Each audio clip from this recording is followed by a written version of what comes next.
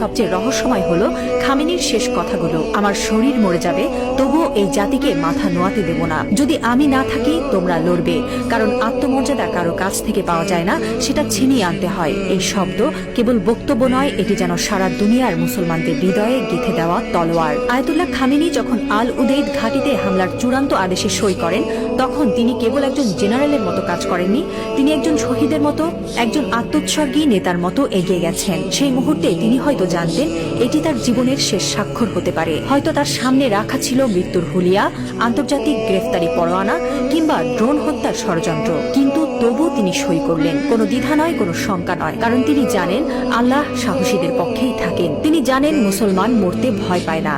যারা আল্লাহর পক্ষে থাকেন তারা জানে মৃত্যু মানেই পরাজয় নয়, বরং আত্মত্যাগী বিজয়ের শুরু। এই একজন মানুষ এখন আর কেবল ইরানের নেতা নন, তিনি হয়ে উঠছেন সারা বিশ্বের মুসলিম উম্মার প্রতীক। একজন বিশ্বাসী, একজন অটল মুজাহিদ, একজন সাহসী পিতার মতো তিনি বলছেন, আমি থাকি বা না থাকি তোমরা লড়বে। হ্যাঁ মুসলিম উম্মাহ, তোমরা মাথা নিচু করো না। লা ইলাহা ইল্লাল্লাহ, আল্লাহ ছাড়া আর কোনো ইলাহ নেই।